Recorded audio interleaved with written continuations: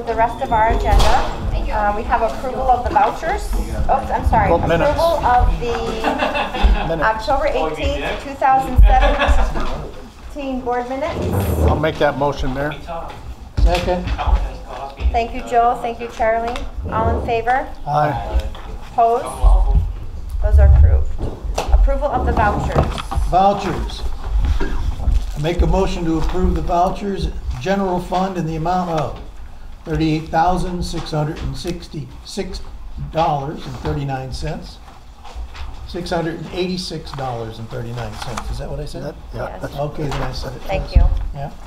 Water fund, $82,416.96. Sewer fund, $18,113.60. And capital fund in the amount of $75,217.14. And I approve all the above. Any questions? All in favor? Aye. Opposed? Those are approved. We have to go through unfinished business, 5th Street Utility Reconstruction Project. I know that I need to do the easements.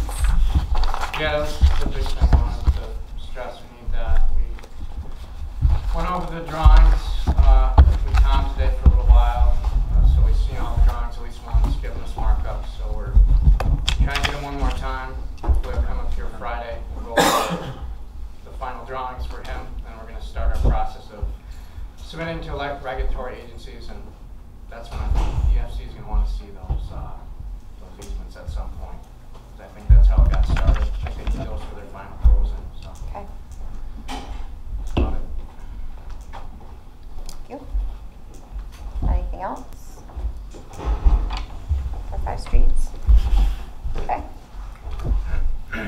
Wastewater treatment plant upgrades.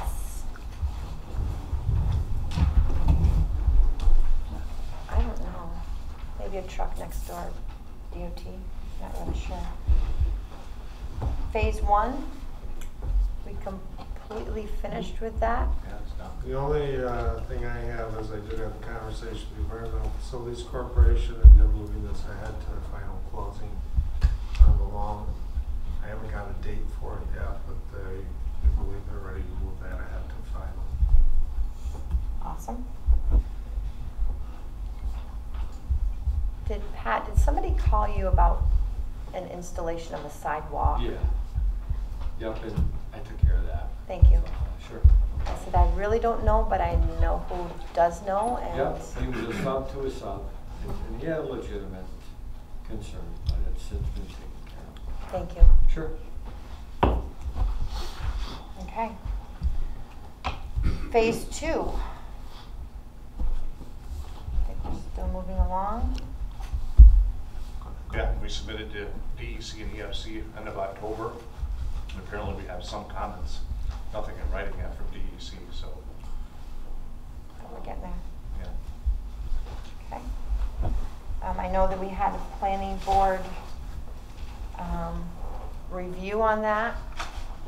I think that the other thing too is, I think you were going to the planning board for an initial information meeting. Is that right? Kind of, I guess, as a courtesy type of thing. Right. We talked about it with this board, whether we thought it'd be not a bad idea to approve this for the wastewater plant. So they would have normally been exempt because it was a village action, but we thought, why not? You know, it'd be a good opportunity to allow the planning board to vote it. And so that was the initial review of the project. Was that to deem the application complete, etc.?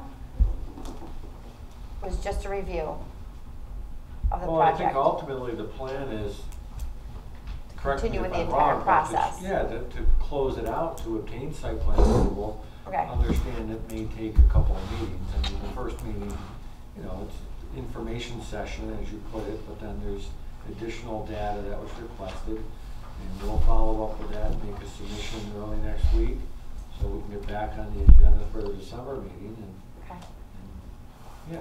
keep moving forward, okay. If we can I just wanna make sure I was on the right page with all that.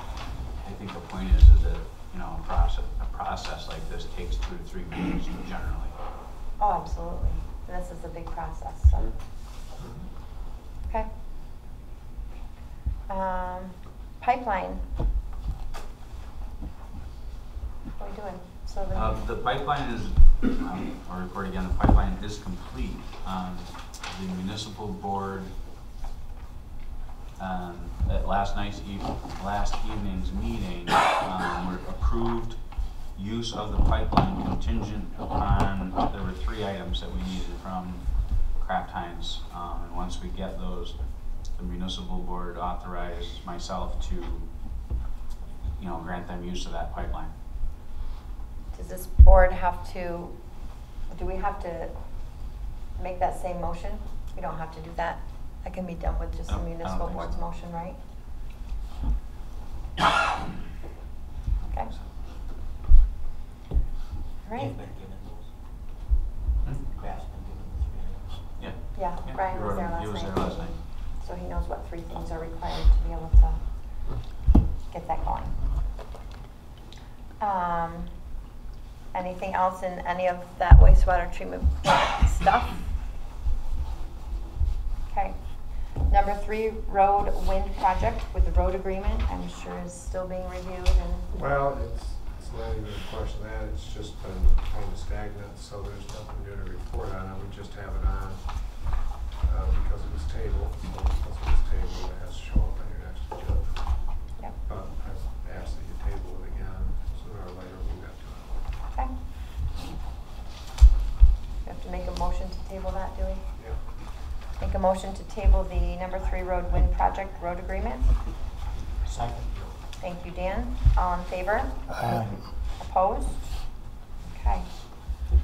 JTL Forestry Timber Cut. I'm able to report to you that we are able to settle the claim that was made.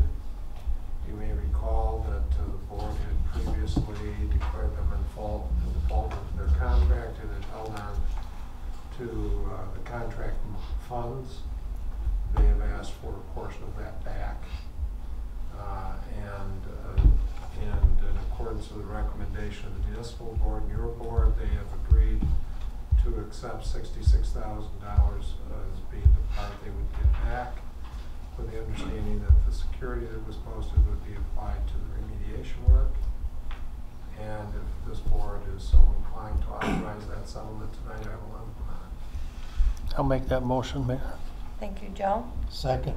Thank you, Charlie. Any further discussion or questions? All in favor? I just have Oh, sorry. I have a question about the remediation of the roads and the security. Is that money that we would hire somebody to take care of? We have money to do that with, yes. Okay. Yeah. I mean, I talked to Mr. Hershey about that. He has, I think, a good understanding of what needs to be done there. Okay. All right. Is that something that the DPW could do? I suppose you could.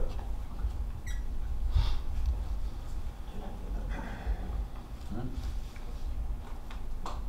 Not really sure.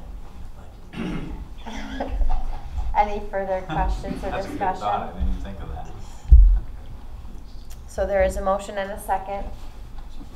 You good? All in favor? Aye again. Opposed? Thank you. And we can also take that off of our agenda. Yeah. Yay! Forest Avenue property ownership. Again, it was tabled from the Yeah. last meeting. I have no new information than what I've given you before. I do. Okay. I talked to Dennis Mastuska, Mm-hmm. and he said it would run about $500, nothing more than that, to do an abstract search. How much? 500. So, I don't know what anybody else's thought is, but my thought as a board is maybe we should do that so we have it, so we truly know. Right, well, that was the discussion at the last meeting, was to see if we could find any evidence. Some say that the road was plowed years ago. We don't believe we've plowed it in years. So that kind But of. the abstract search isn't going to get into those issues. This It's Correct, gonna get but it's it gonna with get the it public records show. just the ownership of the street, That's right. which I think is what we really wish to know. Striving for, yes. I would make the motion that we do an abstract search on that with the fee not to exceed the $500 that Mr. Mastuska has quoted me verbally. Second? Any further questions or discussion? All in favor? Aye. Opposed? Okay. Lowville Fire Department, It's another tabled item. yep. I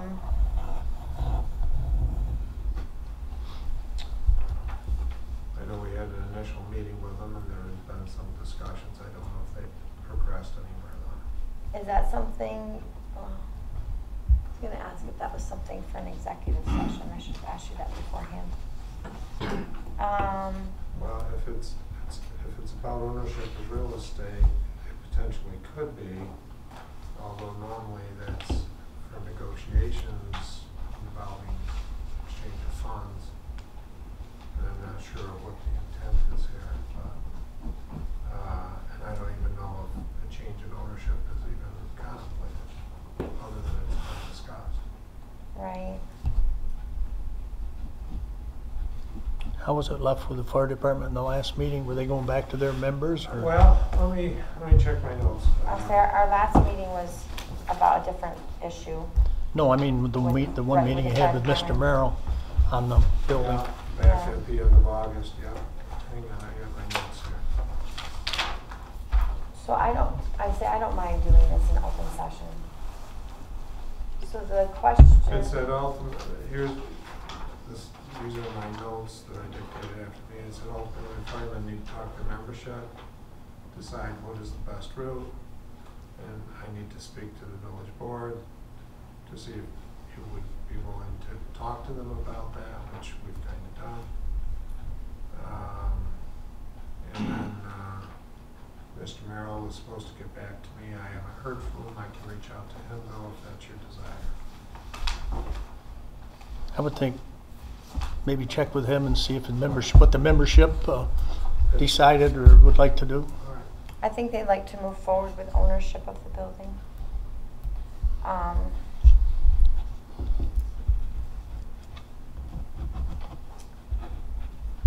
Or at least having an agreement with the village. At the last meeting, we were trying to figure out how the fire department essentially would be able to own the building. There was a feeling that their funds years ago, when that was purchased, their funds were part of the village funds. That went to pay the bonds for the building, whatever their contracts brought in. Part of that money was used to fund payment for that building. So essentially, they feel that their funds have already financed the purchase of that building. I don't have a lot of history of that. However, we also discussed with them that should a new roof need to happen or should something need to be redone, the structural, that the village has been the sole individuals taking care of those items, even though they receive funding from other entities. So that was really brought up as the concern. They are more than happy to work into their budget on a regular basis, things for upkeep and maintenance of the building or of the driveway or of different things, and have that be their property. That is, they feel that, you know, essentially they care for it as if it's their own, and they take very good care of it. And this kind of sparked with the driveway going into the bays. There's a nice dip there with the long trucks can sometimes get things stuck if you're not quite slow enough or quite careful enough, because there's only about 4 inches of clearance going into the overhead door. So there are a few questions. We looked up the appraisal for that building is at $590,000, is what is on the assessor's roll. There was a discussion of how they could possibly purchase the fire hall from the village, yet at the same time, they are the village because they're an arm of the village. So one of the discussions that was brought up most recently at one of their meetings was if they simply had an agreement stating in a way that they would have lifetime use of the building. If it needed a new $60,000 roof, that would not only be the village responsibility, but all those who they serve's responsibility. If they needed new windows, they would be happy to work that into their budget to be a shared expense. So I think part of the feeling from them is, you know, they don't wish to necessarily upkeep. I shouldn't say they don't wish to upkeep their building. They wish to upkeep their building, but they're wishing to know that the upkeep that they do will continue to benefit their department with the use of that building. So. Yeah, they want to be sure Yeah. they're there for the long haul. Right, so I don't know whether it's a simple agreement stating that, you know, that is a village property and they would have lifetime use of the building. I guess that's just some information for you all to chew on in regard to the questions that had arisen. They are more than happy to, you know, let's say spend $17,000, I shouldn't say happy to spend the money, but they would be more than happy to complete the project going into their bay and doing it with fire department funds, knowing that they would obviously be benefiting themselves in the long run. If we were to enter something like this, we've already been down this road before where we had an agreement and ended up in court, and it was learned that one board couldn't bind another board. Correct. Would that fall into the same realm here, Mr. Chico? Well, I think you're doing something a little different, but I think there's ways you can do it. You have to be careful about how you do it. You're not wrong, but there's ways you can do it. I think probably we thought when we did it the last time, we did it right. Huh? I Right. think you probably did. So that's, you know, that's just food for thought. My next question is, could they own the building and still be an arm of the village if we all agreed that's what we wanted to have done? Yeah. And certainly the third option would be they become their own entity and purchase the building. Right. And relieve the village of any ties to them, which we've also talked about. Right. But they do also feel that they've already purchased the building through their contract agreements with the other municipalities, that that building was paid for with money that came in through those contracts. Well, it needs more discussion with them. Why don't Right. you reach out to Mr. Merrill and see if they've adopted a position rather than us speculating on what they want. Why don't we have them tell us what they want? What year was that building built and who paid for it to be built? Originally, it was a What was grocery that? store. Grocery store. So the A&P or somebody, huh? It was a Grand Union, I think, originally, maybe. Okay. My guess is it was bought in the 80s, early 80s. And then it All was right. bought from them when they went out of business. So did the village buy it from the grocery store? Yes. Yes. And do we know how much we paid for it? Oh, but we can find out. Just curious. Yep. As I know, we didn't pay $590,000. No. Well, even if it's assessed for $590,000, I think the fire department's put a fair amount of their own money in with like kitchens and different things. So I mean, you've got to take that into consideration. Yes, you do. Mhm. They put money into that building on the inside. Yep. I think we went through this once years ago, Mr. Givo, and we talked about somehow one time we wanted to sell it to him for $1. And your remark was, if I recall right, you have to get a fair market value. You have to get fair value, yes, that's what would be required if you were selling it. Fair value is far from the scientific concept. Yes, and that's where the hang up ended, right there. And the reason that this came about, obviously, is because during our general budget discussions of our budget time, I had gone to them. We thought that we could do some repairs to the front of that apron for them, and then that was something that we took out of our budget. So I very clearly just said, I'm very sorry. We can help with some in-kind services, but we cannot help financially with any costs for this. So it's not that either one of us is unhappy with the other in any way, shape, or form, just to clarify that. It's really that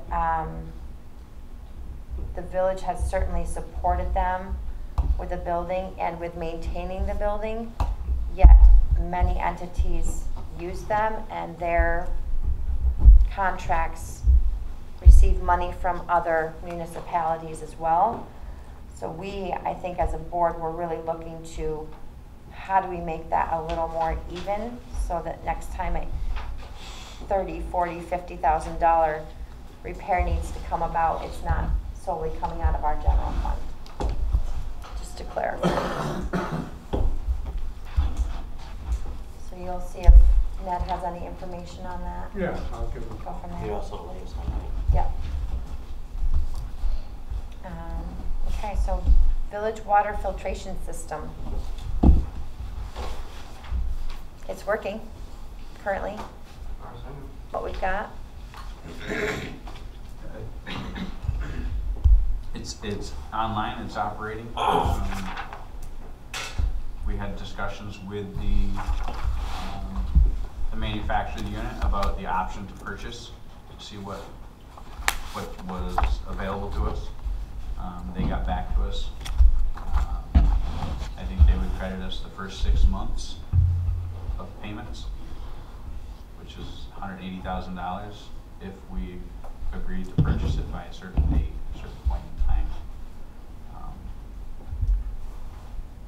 Which they did email me back and say the dates are wrong. So we were Thank right you. on. I actually read my email to you. I believe I'm slightly confused. I'm like, that didn't even make sense. Well, I mean, from the municipal board meeting last night, it kind of sounds like they're not really going that direction anyway, so I don't know if it matters that much, but I just wanted to basically pass that information along, because Yep. in conversation with Tom, he asked me looking at all the options, so I did. That was one of the offers. I think the agreement, or the rental agreement, was signed sometime in September, early September. So, and I don't, yeah, so. I'm a little confused right now. You're saying now this might not be the way to go? No, I spoke with a representative from Paul about this purchase contract, or this possibility to lease the unit, and we were just kicking around some ideas, and he indicated that there may be a less expensive way to go to have the same exact thing. Basically, that unit everything is jam-packed into a trailer, just like a camper trailer. All the luxuries of home, but very tight. So that's what we have for the water treatment. All the luxuries of water treatment, but jammed into a very tiny unit. It makes maintenance on it somewhat difficult. So the idea was that we could get all of those components palletized and purchase them individually and have them brought in and set up. That's just an idea. We're kicking it around right now, and we're trying to figure out if that's a good option. Same theory, different way to buy it.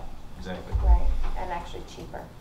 Inside one of the bays, one of the 4 bays, we One would of our replace one of the sand sand beds, correct? Perhaps, yes. Perhaps. Okay. I'm no longer confused. We'll allow you to get some data on the unit too. Right. You haven't had it that long. I'm glad it's worked as well as it has. So we're not rushing. We have this portable unit currently for a year, and we can just continue to figure things out on a regular speeded timeline. Yeah. Now this company, PAL or Paul, whatever they're called, they can sell us the individual units also?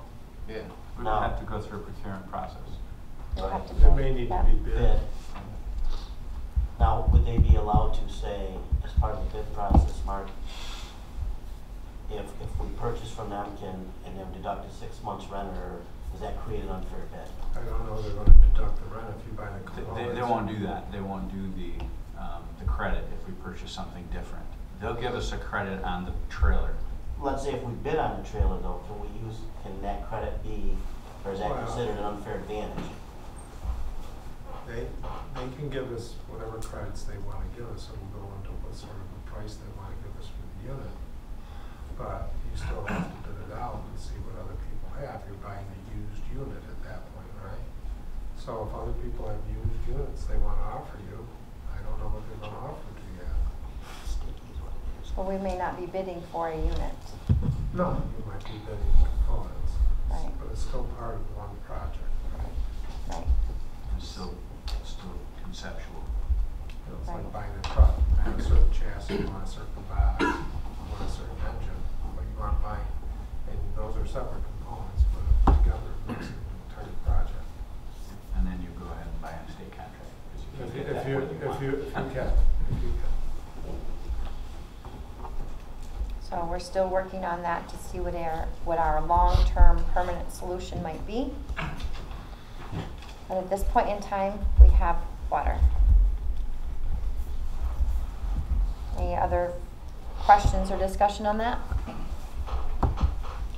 Okay. Proposed ZBA amendment to the zoning law.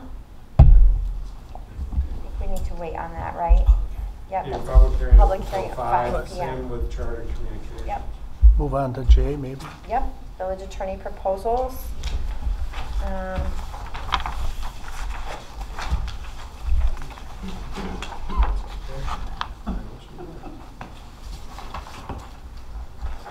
On that, Mark, I made your comment change, and then Sure. Donna wanted to add the planning board, zoning board, municipal. Sure. Them were the only changes I made to it. Yep. Those are good.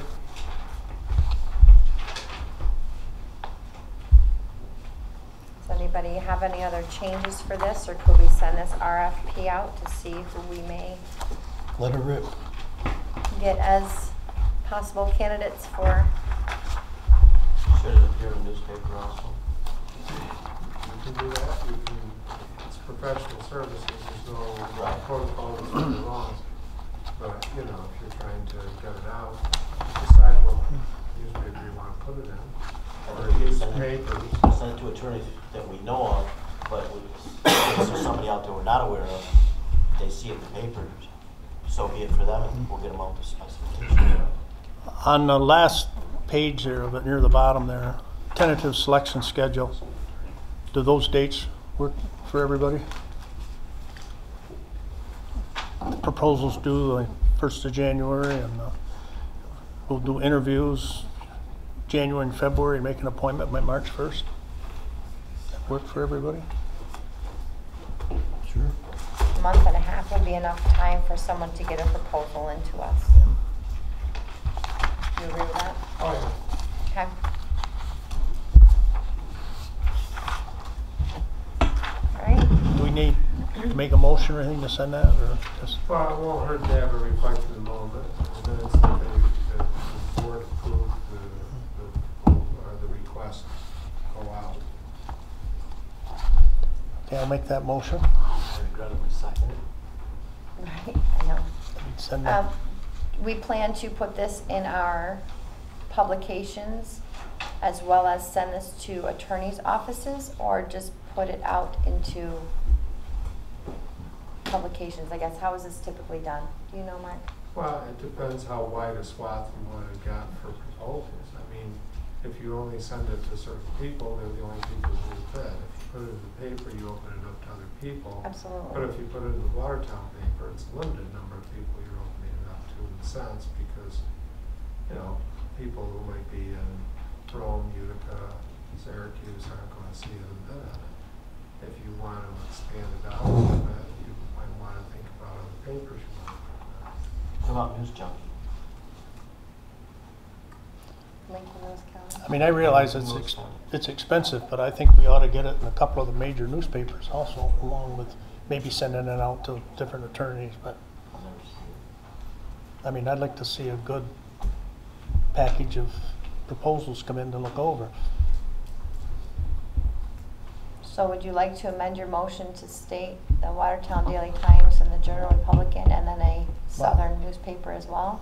I was almost thinking maybe the Syracuse, and I say, I know it's not gonna be cheap. And for you particularly, I would almost think Utica too, Utica. because it's a straight run. It's actually easier to get here from Utica Oh, than yeah. Syracuse. Right. Yeah. Brace yourself, so it's gonna be around $2,000 to advertise. Well, Anywhere whatever. Just so you know, if you're gonna be papers. Well, But I'm not against it, I'm just saying it's maybe gonna be more than you think. Can we try first just to send out to those individuals we originally were gonna send out to, see how that works, and then if not? The problem is you don't know who you're missing. right. Okay. Why don't we try, say the Watertown and Utica paper, not Syracuse, because then we'd be picking up right down here in Oneida County. Yep. Okay. Mayor, doesn't the Bar Association have a list of attorneys, like in the Tri-County area, that they could easily email that listing to List to spread out to save yourself some dollars? The bar association, every county has their own bar association. Not every attorney in that county may necessarily belong to it, but they normally have an email list, and I'm sure if you gave it to them and you asked them to put it up to their membership, they would. I'm saying that would cover municipal attorney, and not everybody's a municipal attorney. Put attorneys talk from Right. everywhere you are. Absolutely. So you made that motion? The Watertown paper and a Utica paper? You seconded it? I'll second. Any further discussion or questions? All in favor? Aye. Opposed? Okay. One thing on unfinished business that I want to go over, and I don't see double play here, but this was in your box a few weeks ago. This was their end report for their summer rec program that they provided, which I will say I think ran incredibly well.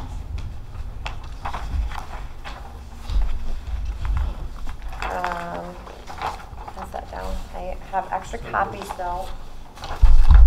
Because okay, so this last page of expenses in this packet is not correct. This has things also with Port Leyden on it. You'll see 1, 2, 3, 4, 5, 6, 7 with Port Leyden on it. Pass this down for me, please. So Pam and I were reviewing it and discussing it and noticed that. So I had a new thing sent to us. I also asked, because in that packet was not the schedule of events that had taken place, which I think is important for us all just to have an idea of what went on for those. Sorry, there's two together there. For that program.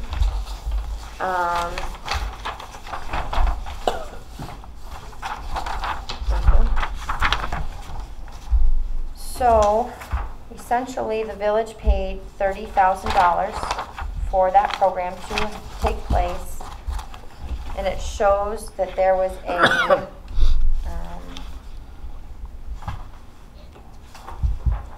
surplus, if you will, of funding for that program.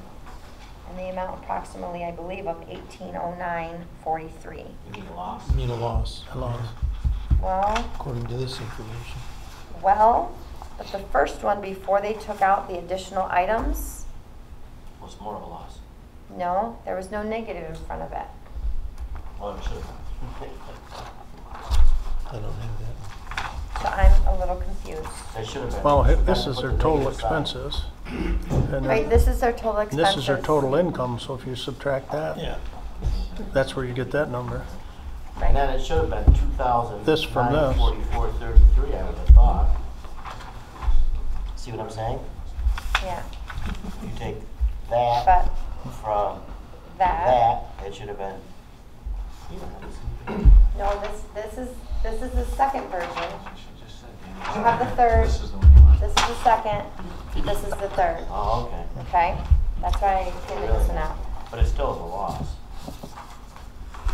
But I do have a question that we still need for clarification. When Pam would do the finances for summer rec, we also had grants that helped to pay for part of those employees, which I believe, am I right, Pam, we turned over to Double Play with the summer rec program, or they applied for it through Double Play? Double Play applied for their own. Applied for their own grants. We wouldn't have touched any of it. So, I have an email I can certainly share with all of you. I printed out, just put it in this folder. That there were 2 employees paid through Pratt Northam Foundation. Thank you, Pratt Northam, $6,266. 1 employee was paid through TANF program through social services with $1,552. Was their, I don't know if that was the salary for that time. They had 6 lifeguards at $12 an hour, and 8 rec staff were $10 an hour, and both directors were paid a summer salary of $2,500. So I still need further clarification of possibly how many hours.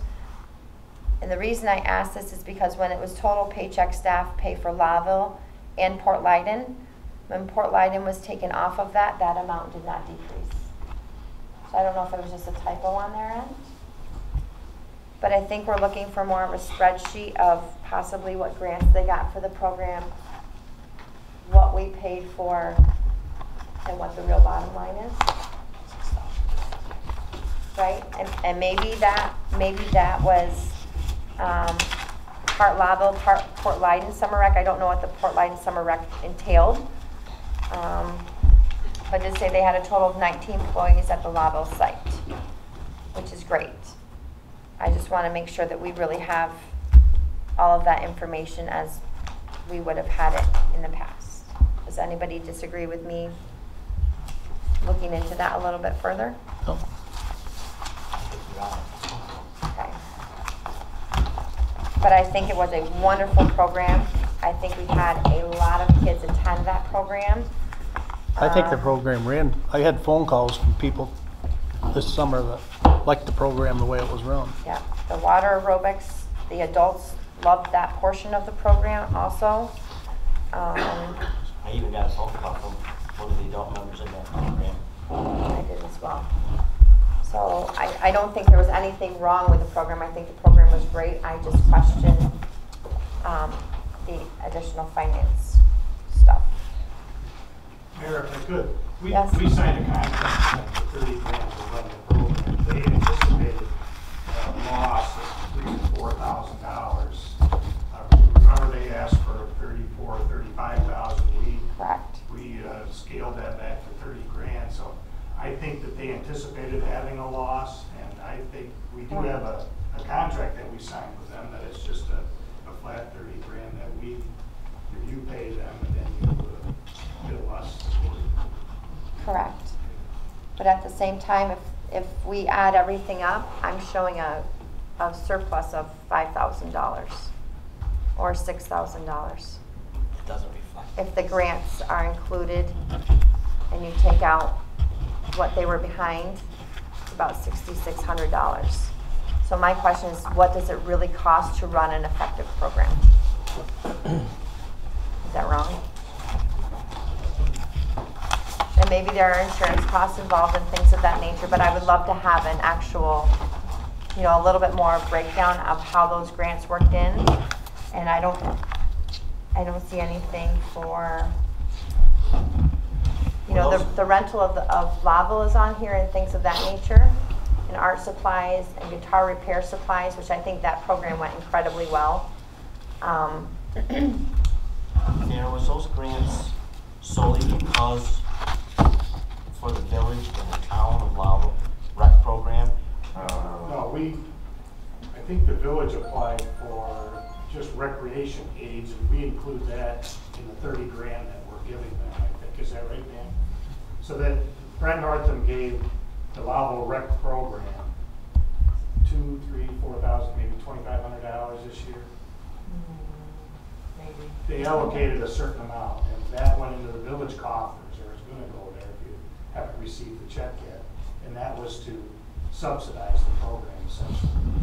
So part of the $30,000 that you're paying Has it some has money. the $2,500 or $2,500 that Brad Northam gave you to run the program. So our check should be minus those No, because amounts. that was made to us. So the 30,000 we paid out, Right. but they also applied and got some grant funding, I believe, from the way it sounds. But I don't know that for sure. Sounds like you're right. So I really would just like further clarification. Pam and I were having a discussion, and those were the questions that came up. But I think it was very successful. It was very engaging. It was, kids were not sitting around trying to figure out what to do. They were constantly on the go and moving, and I think it was great. So, I have one piece of old business. go ahead, Joe. At the last meeting, I brought up the truck traffic on East State Street, and I didn't know if anybody had any more thoughts on that. I did change the law around a little bit that Mark had written and made it dealing with heavy trucks, and put a weight limit of 13 ton, which eliminates all Class 7, Class 8, and Class 9 trucks, whether they be single axle, double axle, or tandem, or tractor trailer. And I gave Randy a copy. I don't know if he had a chance to look it over. So I guess I'm looking for input from the police department, what they'd like us to do. Or just eliminate the law altogether.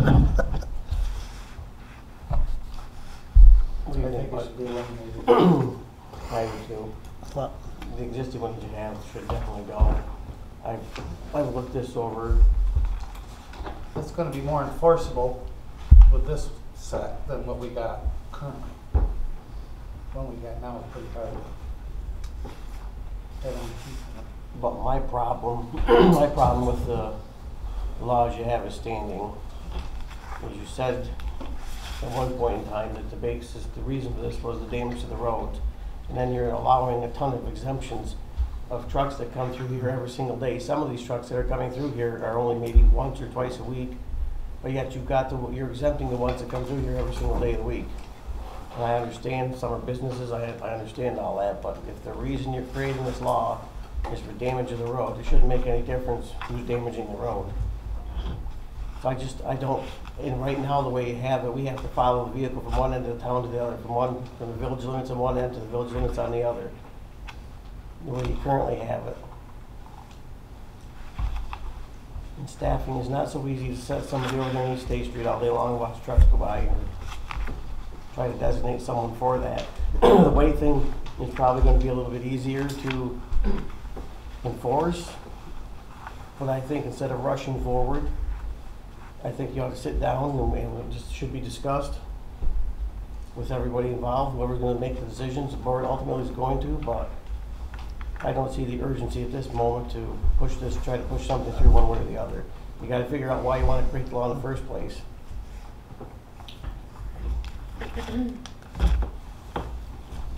No, I agree, but I mean, that's why I brought it up, is because you guys said it wasn't working right.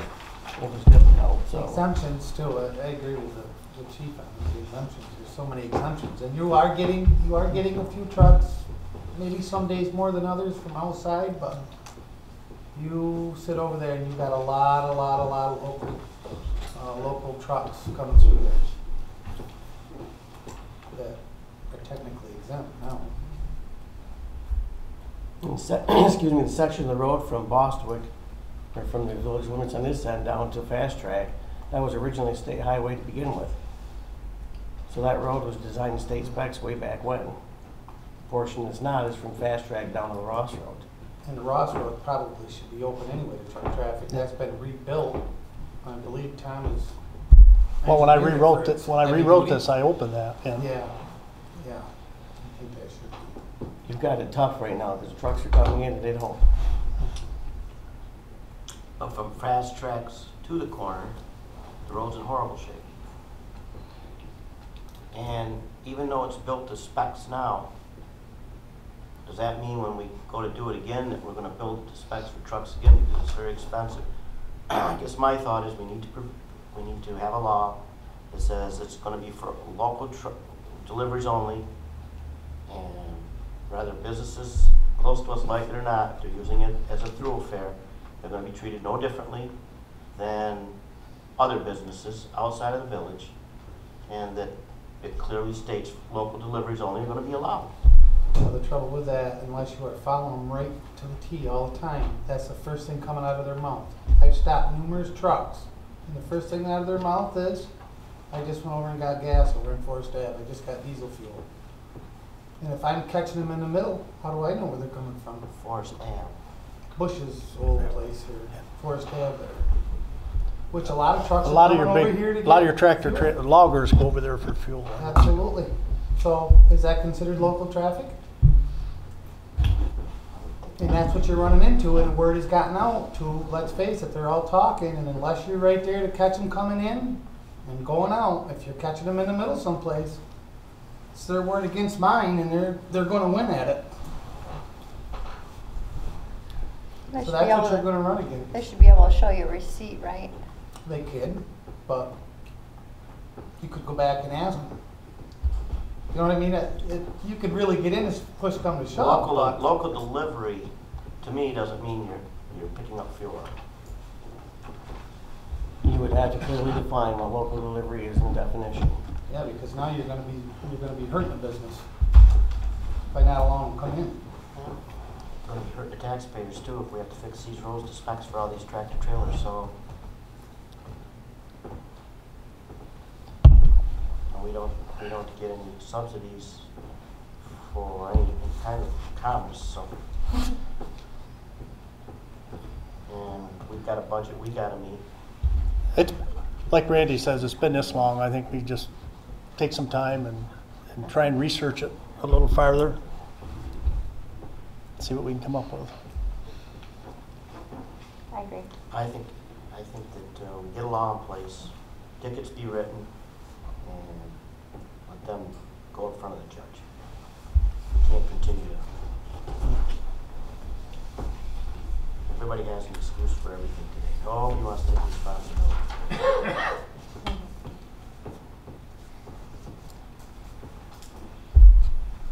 So keep that on the agenda Yeah. and keep working on it? Yeah, we'll keep working on it.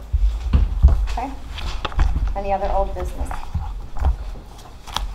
New business, affidavit of the clerk treasurer, the village tax relevy. The amount $61,076.94. I would make a motion to accept this. I'll second it. Further discussion? All in favor? All right. Opposed? I'll say, do you want me, do you have an original there? No, she's gonna send it over. We gotta sign this, right? Oh. Yep, everybody signs it, please. Next thing is a 2008 exemption questionnaire. This is something we do every year. There are certain exemptions within our village. I don't believe that we have changed this in a number of years. I think we need to make at least one change on it. Okay. Right now, the solar wind, according to this chart, we give them a tax exemption for solar and wind. You're getting more and more solar projects, and even though we're small in the village, there are areas in the village where you could put solar up. And I think we ought to not allow that Where is that? here.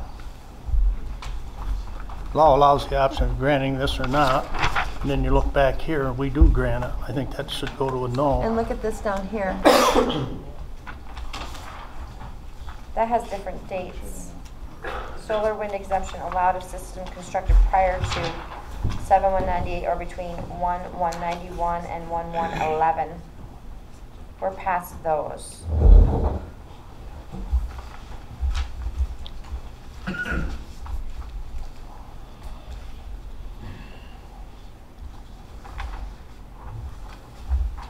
I would have asked Erin, but I didn't have this to get to see her. But have you seen that, Mark? The county sends these around every year to see if you want to make any changes. Frankly, if you make changes before the county tax comes out in January, you'd have to adopt the laws. You're not going to have it in place before they issue tax bills. You know, I wouldn't worry about it too much now. You've got time to look into it, but you want to try to do it probably early in the year if you want to do it. But this is, I think they mostly send this out to see if you've made any changes since last year. I think that the opportunity to make changes before the county starts printing out tax bills is not existent at this time. So unless you really want to expedite the process and keep an eye on it. Yeah, we don't have time right now. So I think you can work on this on a more leisurely pace. They just want to know that this is what you currently get. I think this is what you currently get. Yeah. My grateful again is the same as last year. If you do want to make a change though, we can be working. But that'll give you time to talk to Erin too. Yeah.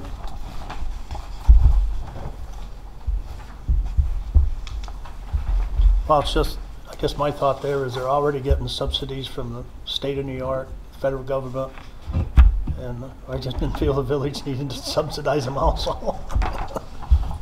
Way to street, I don't think we're going to. I think you're right. After one Right? while. Like, if you read down though, the special needs solar wind exemption, I thought that it wasn't applicable anymore, to be very honest with you. Yeah, I agree. I don't know. Question. But like I say, Aaron will explain it to me. So. Yep. Yeah. Excellus. Oh, sorry. So to accept it as it is currently. Yeah. So I would make that motion. Is there a second? Thank you, Ed. All in favor? Aye. Opposed? Thank you, Pam. Excel Simply Blue plus Bronze 4. We have also, so this would be, there was a discussion whether or not we should change to a January due date. Is that the best way to explain it? December due date. December 1st due date. Pam has opted not to do that.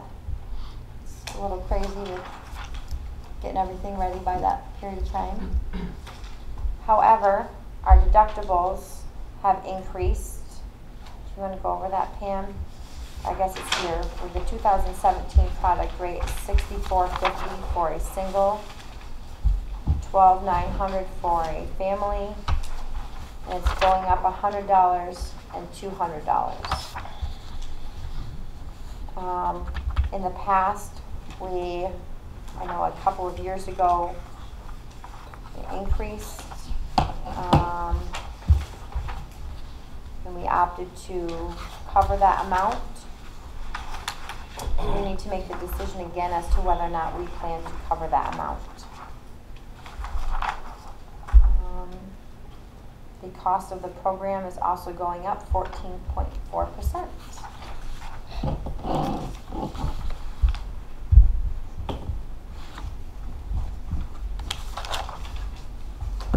Did I do all that okay, Pam?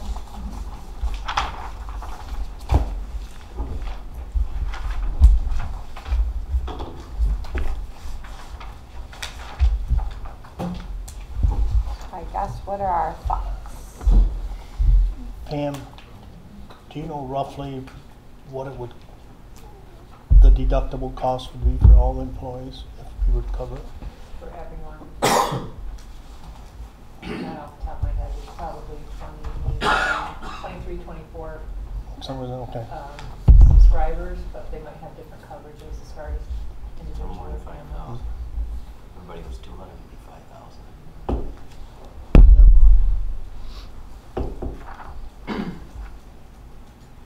And I know the reason we did it last time is because something with the cost of one of our benefits had gone down. And so we opted to use that funding to cover the change in deductible amount.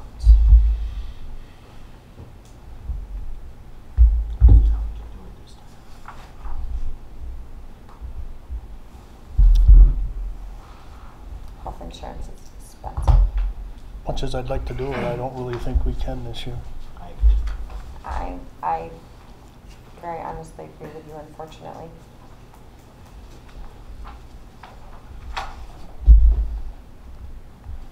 Ed, what are your thoughts? I would tend to agree with you.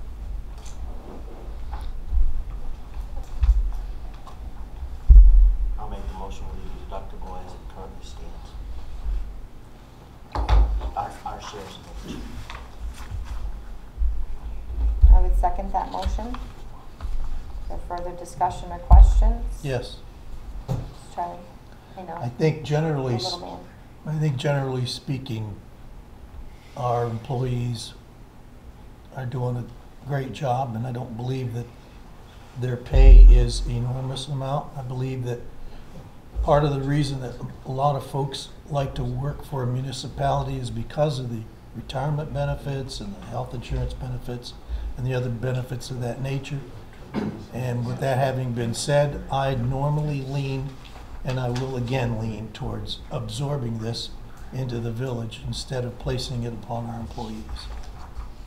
That's all I wanted to say about that. Thank you.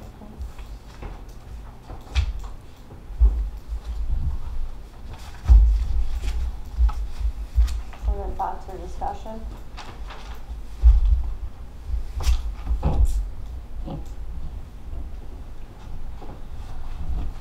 So we have a motion on the table. Oh, go ahead, Joe. No, I do a little bit agree with Charlie. I'm just trying to figure out where we can get the money to pay for it, so we could do it for the employees. My personal thought is, you know, every year it seems like another $100 and another 14% actually doesn't seem too bad this year.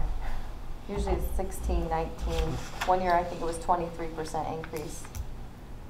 My personal feeling is just, where do we draw the line? I know Charlie's, I agree with what Charlie's saying in one respect, but I know he sits on the hospital board, and up there they took a huge hit. And unfortunately, I don't know where it's going to end. So as much as I'd like to give them $200 more, I agree with you there.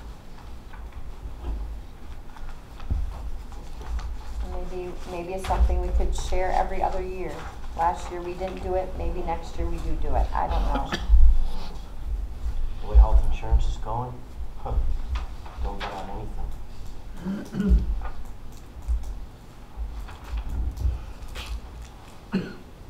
Other discussion, Joe? No. Ben? Charlie? That's all I want to say right now. Thank you.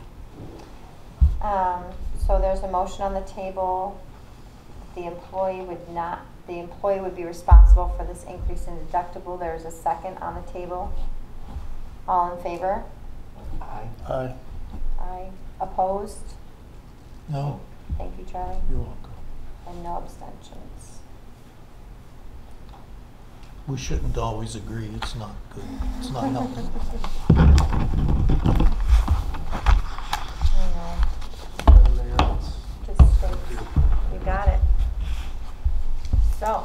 open the public hearing. Yep, would open the public hearing in regard to the proposed ZBA amendment to the zoning law. Make a motion to open that public hearing. Second. All in favor? Aye. Opposed? That is open. And open the other one too, and then whoever they want to talk about, Yep. they certainly can. Okay, we can also open the Charter Communications franchise renewal public hearing. I'll make that motion. Second. Thank you, Charlie. All in favor? Aye. Opposed? Okay. So, public input. Joe? Yes, on behalf of the planning board, we had reviewed this a couple of times, had some pretty in-depth conversation about it. We're a little confused on a couple things here. One, section number, I believe should be 201.230, which is your definitions. Closest thing of anything to a 201-8 would be in the 800s for parking. So if we could get council to check on that section. But as far as the last sentence, one of the fears that we're seeing is, what would this do for a non-conforming lot?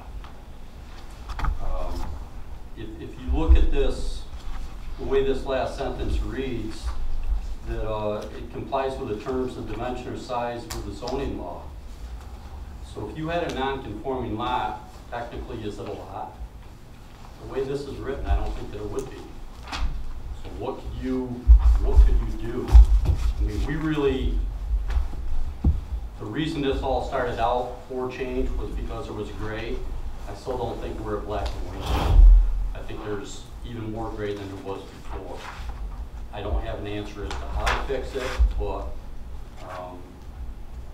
you know, there's more than this definition to it. When I read the last part of that sentence, be considered separate lots. I'm really confused as to why that's in there. If someone could explain that to us, maybe that would be offer some clarification. When we look at it from a point of separate lots, you're into a subdivision type setting. So for that to work, there's things you can do there, be it lot line adjustments or so on, to incorporate that into a conforming lot, if you will. I mean, the point, the next one down for the egress or means of access, that definition definitely clears up a lot of things. We have taken the approach as the planning board that when someone comes in and asks for a lot line adjustment or a subdivision, we have told them you have to have a driveway. There has to be a means of access to that property. Simply that it's on a road front doesn't mean anything. You've got to have a way to into it.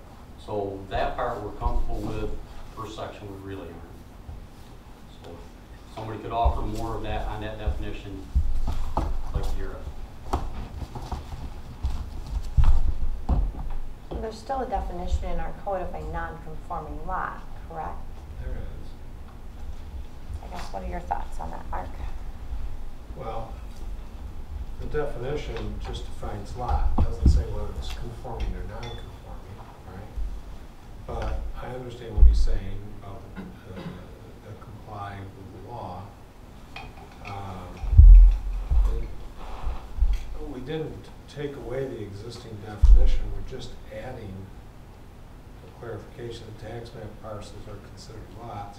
The idea of separate lots, that part came from the fact that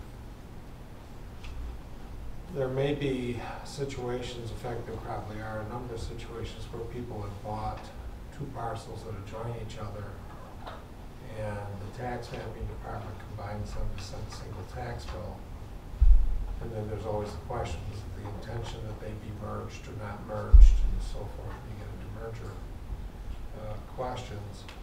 I can tell you that county tax mapping will allow them, will separate them on request and put them back into separate tax parcels even if they were merged at one time,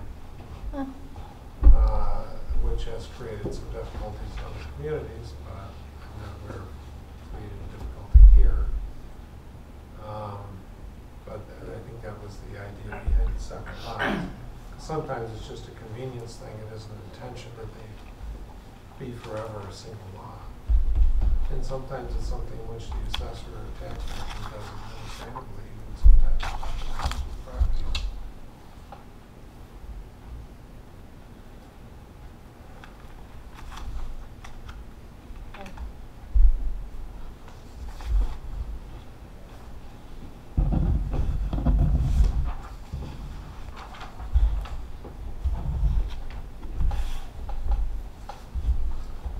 Thoughts?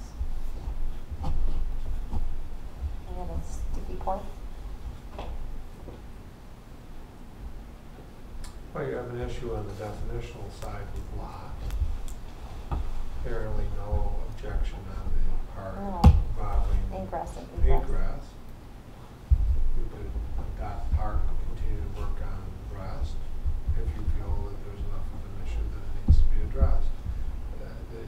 The impetus for this came from, I think, the zoning board of appeals, if I'm correct. Correct. And I think the language was language that was proposed by the zoning board. Because we were discussing what is it? I think they had a parcel that was a fairly good sized parcel. And the owner of that parcel and another parcel that was adjacent to it. Between the two parcels, they connected two streets. They wanted to go out to one street, not the other, and it involved both parcels. So there was a question of whether that was sufficient access or not. I may be misstating that, but I think that was the question.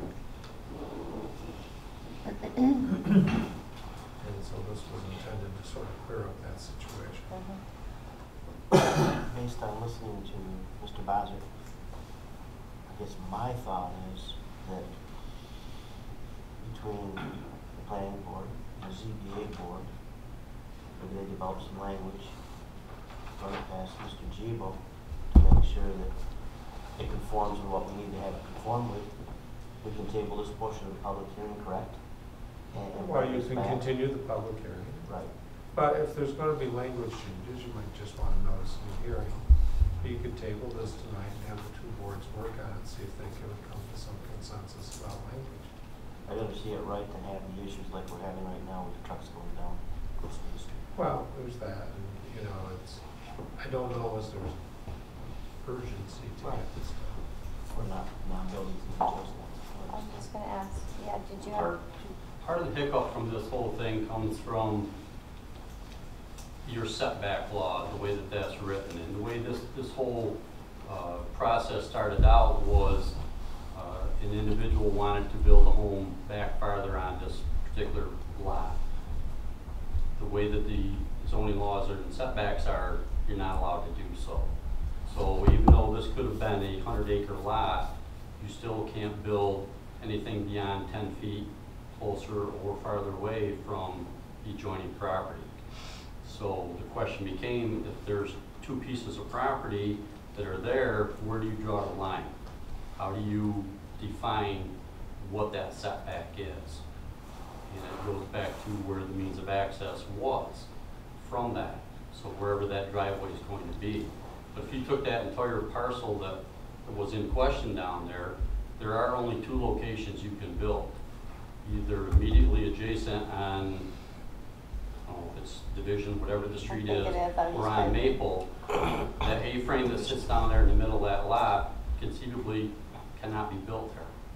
If it were today, that couldn't be done without going through the ZBA and getting a change for that. So there's a little more than just defining the lot here that's creating the hiccup.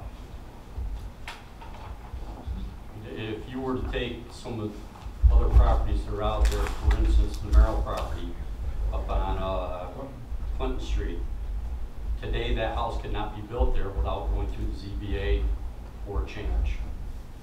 It could not be built back in where it is. There are some other lots. There's a lot between Trinity and Woodlawn. It's a double lot across there. If you were to own that lot and you wanted to build in the middle of that lot, so you had a big front yard and a big backyard, you can't do it. You you've got to go one side or the other.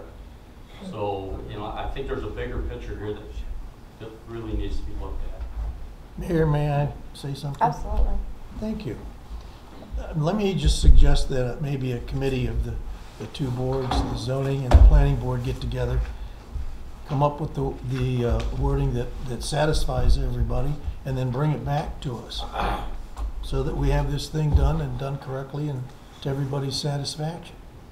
And if they do need to talk with our attorney, give them our blessing to give him a call and ask any questions necessary. And if that means changing another portion of our code as well, we obviously would, Do it at the same time. right, Yep. take that input. And we're to the time of year where it's not a versus. Yes, I am. I'd be glad to work with the two boards. Thank you.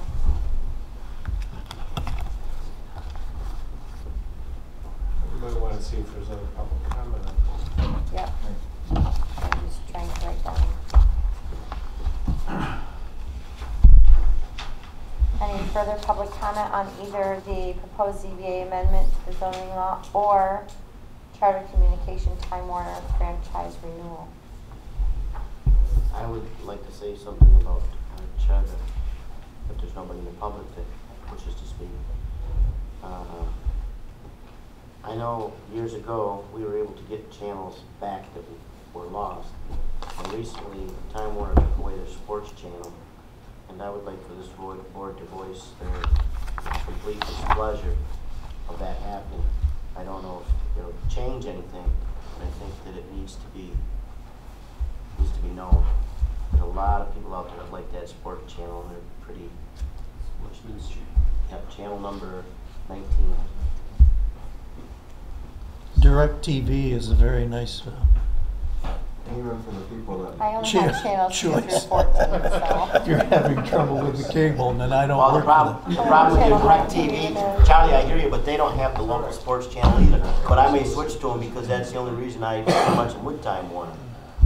Or Spectrum, as they're now known. And even that channel, even if you're not a sports fan, last year, the Jenna Brown Lowville game was televised. It wouldn't have been televised this year. So even if you're just somebody who isn't a sports enthusiast and wants to see local kids on TV, you wouldn't have seen them this year. Was that the year we beat them in the dome? Oh, it was last year. Yeah, it was last year, okay. So they've taken that It's channel. 1-3 So championships are confusing. I think they need to be made aware of that. And other than that, we have to request the franchise fee the same, Joe? I believe we do. The proposed Well- agreement calls for the same franchise. And they have- I have a whole bunch of things on that agreement Okay. that I think need to be addressed. That's fine. Starting right at page 1, Well, let me get to it, Joe, because I wasn't aware you had comments until. Go ahead.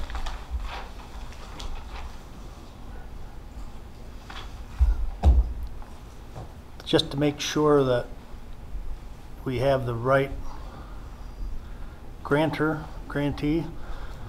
They're talking Charter Communications, Time Warner, and we're seeing Spectrum trucks running all over the village. So what's the actual official name of the company we're going to have the franchise with?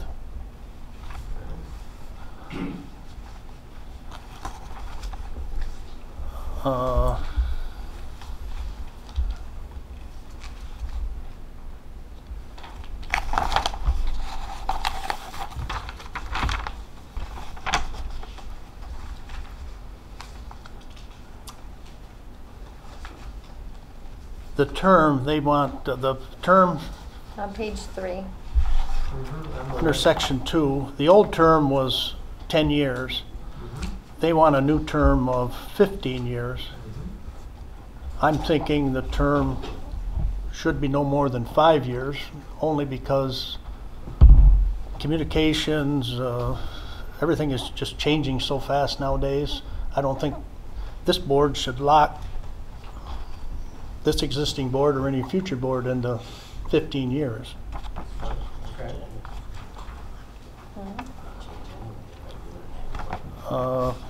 on page 4, I'm just wondering if their insurance limits are high enough.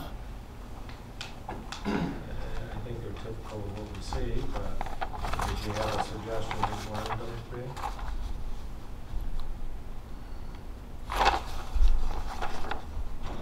be? Well, they're only talking $1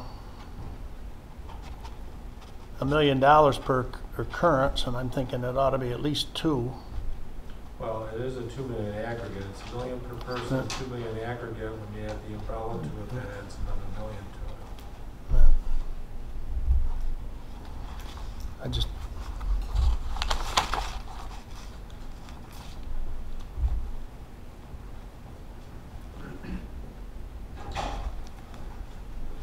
I mean, if you have a specific, if you want general raised, I can address that with I don't know, Dan, you're in the insurance business. I mean, I think $1 million My is. comment to that would be, you're probably right. My second portion of the comment would be, good luck. It's just a question of what you want it raised to. I mean, if I want to go back to them, I have to go back to them with a specific It seems like that seems low for a company of that size. I would say that. Is there a different number you want? Well, you can ask, usually you go and hold them out, so it would be $2 million. 2 million, 4 million? Yeah. Yeah.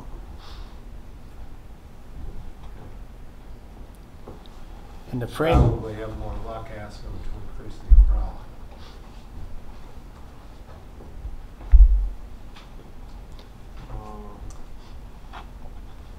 How much is it? $1 million? million.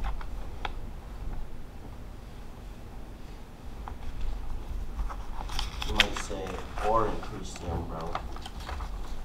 But the problem you run into is,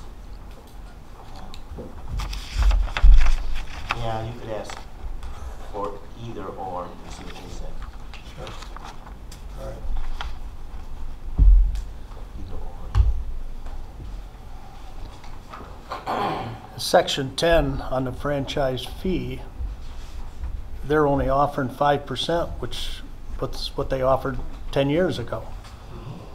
And I think that should go to at least 6, possibly 7.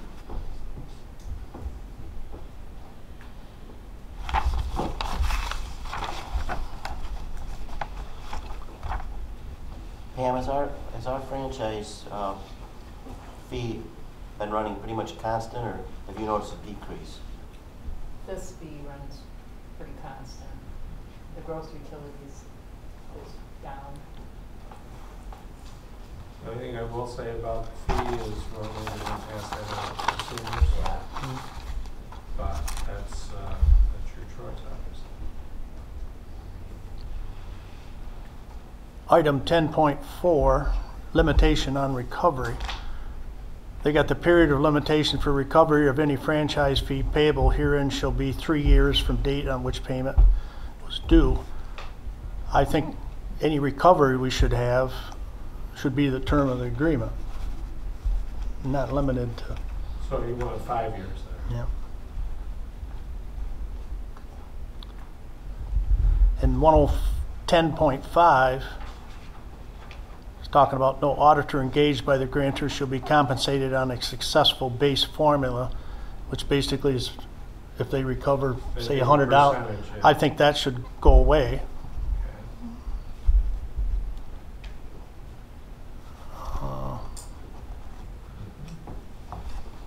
And Dan already spoke about the public access.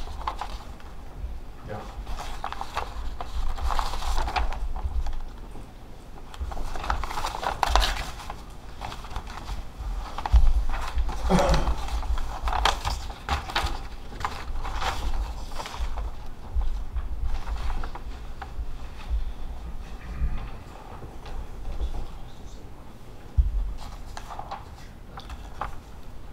Oh, and 14.5, and I doubt this would ever happen, but number C says upon revocation of the franchise, grantee may remove the cable system from the streets of the grantor or abandon the cable system in place.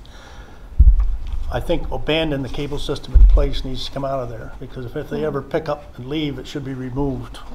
We don't want to be doing their cleanup. Okay. One of the reasons some communities like to keep that in is in case there's going to be a new cable provider coming up behind them and can make use of their facility. But chances are, the way technology's changing, it would all have to be replaced anyway. Maybe there won't be somebody behind them, but at least right at this point in time. But you want that removed, okay? That's just some of my thoughts. I mean, Unless this you is- put that they don't have to remove it, should they be, I guess if they leave though, they leave. It If can they be were, removed. if they were selling, they would, Well, Joe wants to mandate they must remove it. What if we said, within so we many can years. demand removal or we keep it? Well, Or within so many years. I don't know if you want to own it, because No. you have the responsibility. You know, what I'm saying is if we know there's another cable company coming in behind Mark, what if we say? Well, I think you want a clear line there for them. Like I say, I don't think it would There's ever wiggle room, happen. they'll wiggle. All right. But So, I mean, if the board agrees with this, I'll write them a letter and see what their response is to this. Glad to do it. I'm fine with that. I agree with everything except that last one, that they need to pull their wires. That's all. That's just my thought. But the My rest. question becomes, what put on happens it. if we don't sign this in a timely basis because we don't see eye to eye with them? Then the old agreement just stays in place. well, our other agreement, Dan, is good till May of 18, so it's, They're still well in advance of that date. But at the end of that time, they may just stop providing cable service.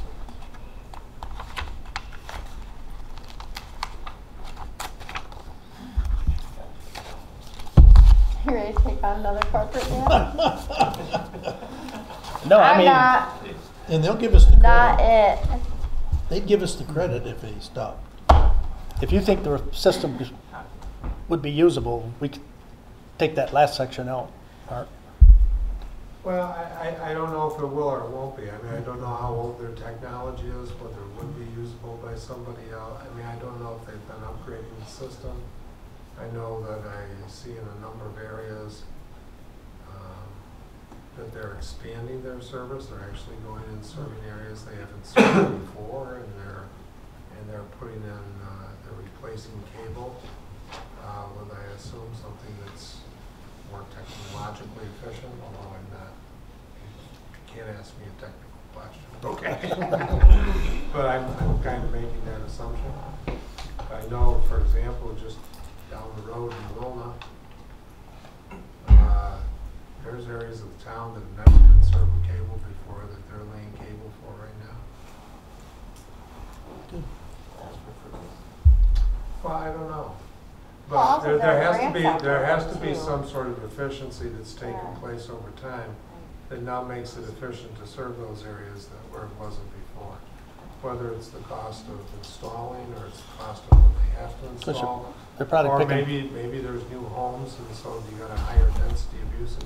I'm not sure about it. so they're probably picking people up on the internet too when they run. Well, out. they're picking Yeah. people Right. up for internet and phone, That's which are right. services that weren't initially offered with cable in the past. And also, there's been a big study done at the schools. With kids doing their homework, a lot of it is online.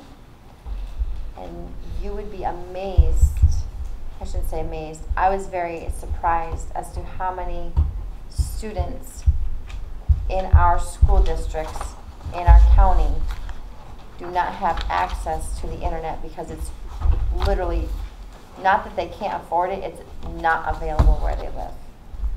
So when they're looking at doing their homework online at night with all those lovely programs that they have set up with my children staring at screens, there are kids who legitimately cannot do their homework. So Copenhagen, Lowville, Harrisville, seen a lot of those studies and results, and it's quite interesting. So there have also been grants through the state to try and continue feeding that out to more rural areas. I know, to try and get these kids able to learn at the same level as someone who might live in the big city of Lowville. So, any further discussion on those recommendations from Joe? The library hours are not convenient for students Yeah. to use the internet. That's what we used to have to do though. Their Wi-Fi is probably always available. You just have to Probably, sit out I know. front in the middle of the winter in your snowsuit. No, I'm just joking. Yeah, not exactly good for your progress.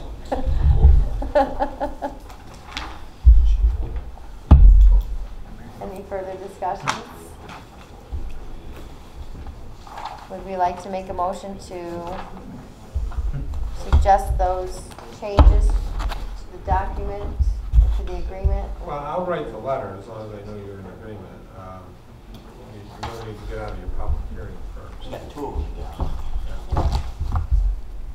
Any further discussion on that, Ed? You good? Yep. Quiet down.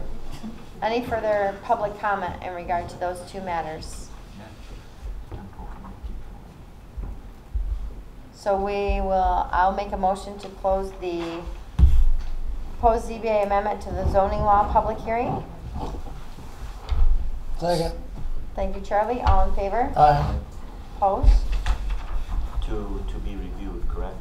So we're. All we did is close the hearing. Now you Yeah, can make. now you can make a motion. Would you like to do that before we close next hearing? I'll make a motion that we review the laws that was presented tonight with the ZBA board and the planning board and bring back its recommendations for review by the attorney for re-presentation to this board.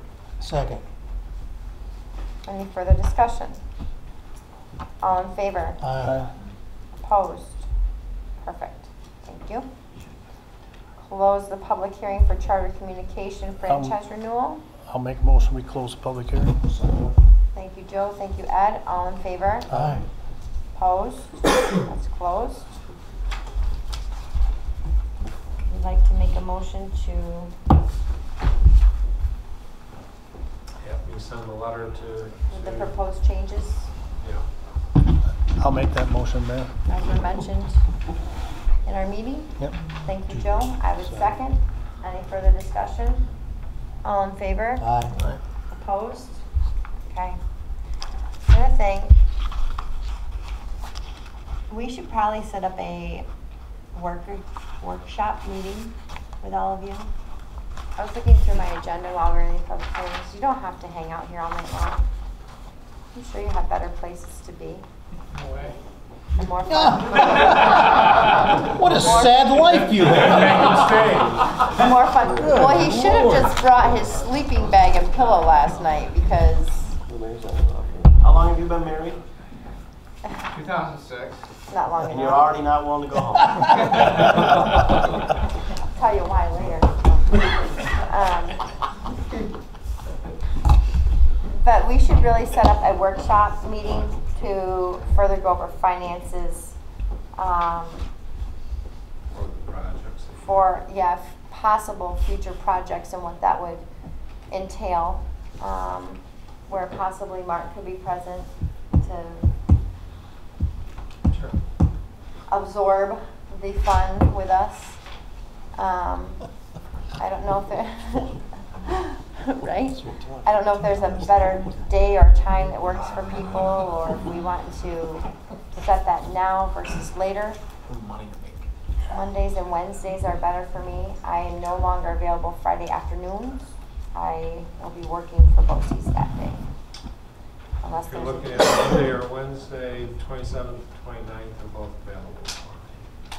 right, evening time, I don't know what's better for everybody. Or later afternoon. This would be a quorum, and it'd be open It'd be, session. It would be a workshop, yep, it would technically be a legal meeting, but just a workshop session, no decisions will be made I at that agree time. wholeheartedly. I had some notes later on that I was gonna suggest, just even an overall budget thing, just because, I mean, we're talking the double play thing or whatever. But yeah, I think that would be a good starting point. I think we need to do that. Sit down and go over what the possibilities are. I only threw out the budget thing because, as you know, I kind of jumped into, I saw Yep. the first budget that we did, this current budget. Yep. And my previous experience helped. I kind of knew what was going on, but I think it would be an eye opener. So I think we should start there and then work to be prepared for the 2018-19 budget as well.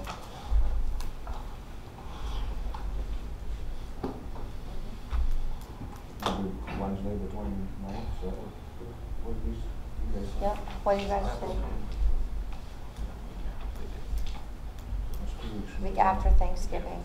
Yeah, that's probably fine. What time would work best? You're the, that's my village day, so you would be one working that day. We can do it later, it's no problem.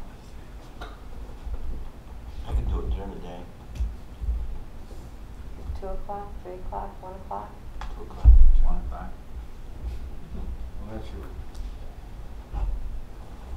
You get going.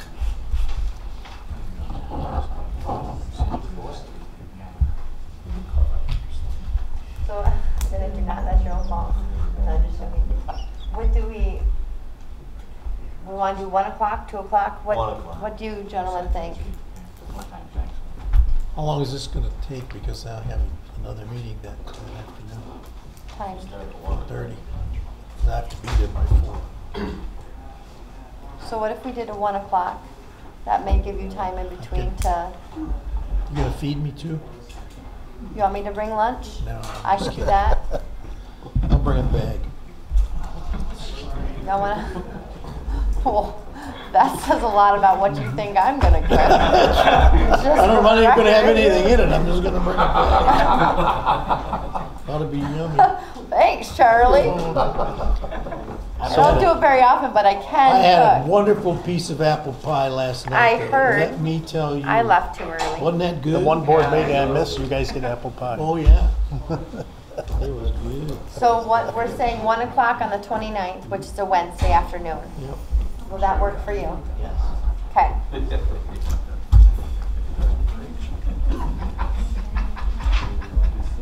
So that's gonna be a workshop meeting with all of us there to be able to discuss possible future finances with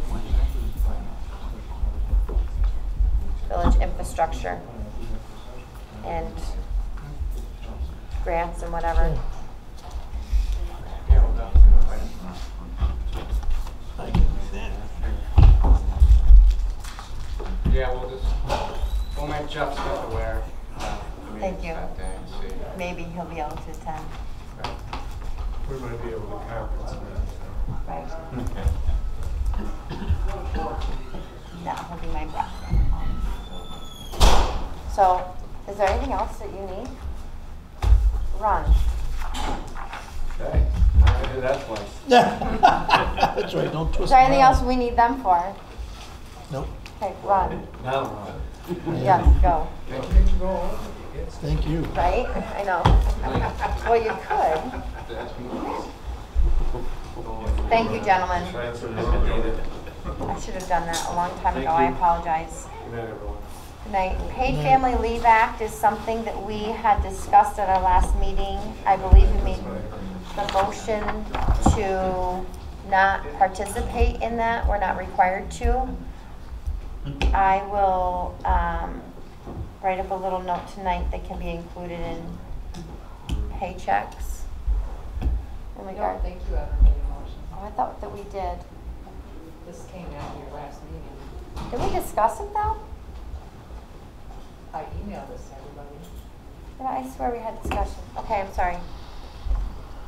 Paid Family Leave Act benefits.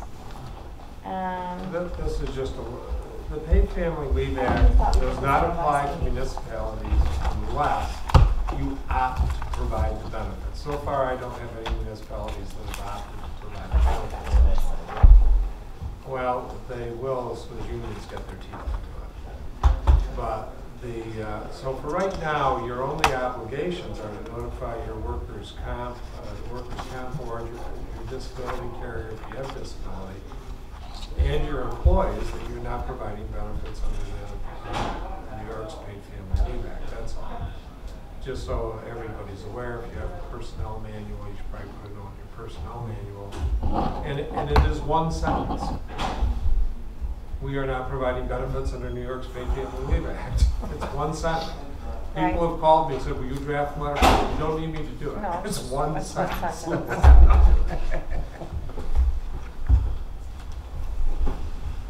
I'm sorry, I really thought we'd already discussed this, and I don't know why I thought that. So, we make a motion to not participate in that? Or is there further discussion? What You are don't we have to make a discussing? motion not to participate. You just have to get the letters out. This is just Okay. informational. Okay, You just have to send the letters by December 1st. by December 1st, you got it. Any other discussion on that or questions? Nope. Thank you. Lewis County Commerce Park Development.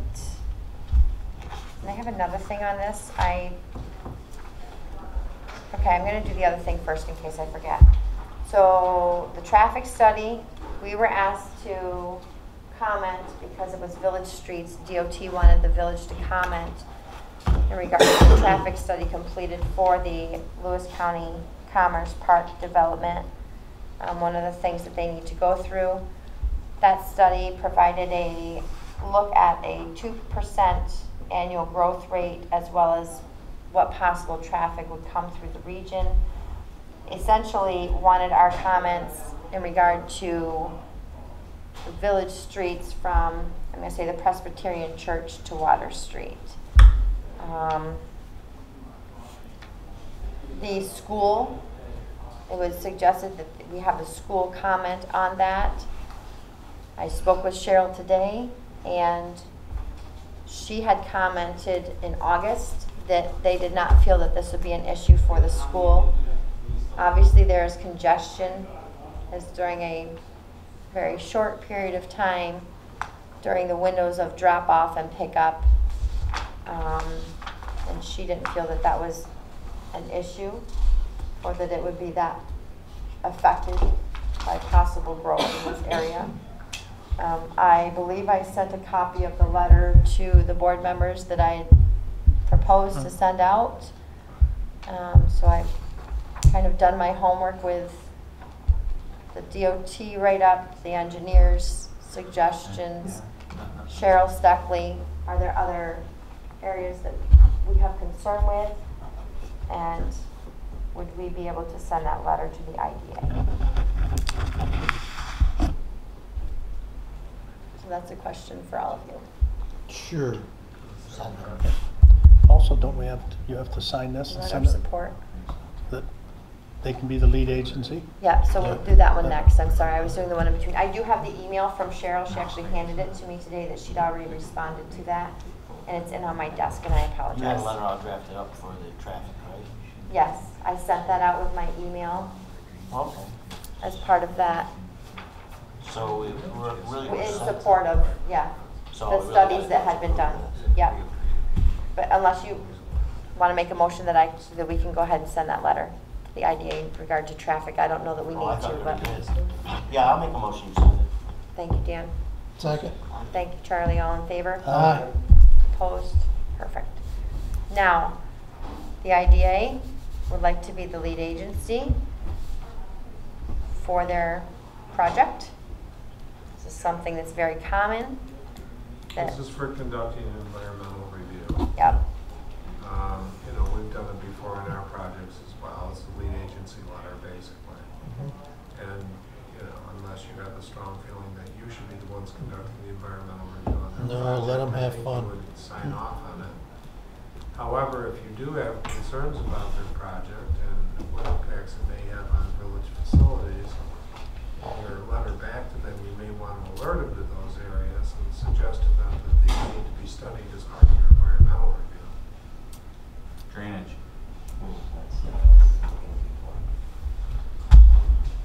Okay. So a letter including drainage. Sanitary sewer. Water and sewer. And storm drainage. Okay. Did we get clarification too at all? The meeting that I attended a 3 months ago, the allotment they asked for was originally 20, yeah, and that they were asking to bump that up. They explained that it was part of their plan, or helping for our planning purposes or whatnot. Was there been any more discussion? I think they were supposed to come to a municipal board meeting, I believe, but that was after that. It would have been maybe September. Did they end up coming? Nope. Didn't end up coming. It was I supposed to be a don't joint municipal board, village board meeting. Yes, then Did They they? came to a municipal board Did they? Did they come? Here's the problem I have with telling them they can have 200,000 gallons of water. We approve it as they come to us. Well, they basically ask for large support. My feeling is when somebody comes and says they want X amount of gallons, and then they don't use it, it puts us in a crib because we're trying to plan, and vice versa. I don't know if you can do it, but when people start asking for that kind of water usage, should we charge them a fee so that we can progress to be able to provide them what they're asking for? I mean, what do we do tomorrow if somebody comes in, oh, in 2 years we're going to need 1 million gallons? I mean, you know, hypothetically, I have concern with that. Joe has a question.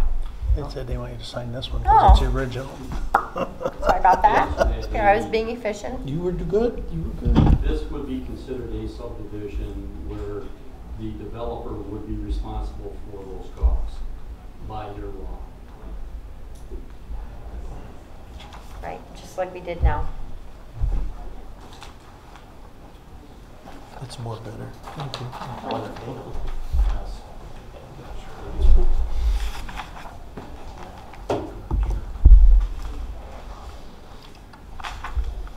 We've indicated to them in the past the concerns with sewers. So Let me be clear about what fees you can charge a developer and what fees you cannot. Right? You can charge a fee to a developer and make them bond for any improvements they're doing on their site that they intend to dedicate to your ownership.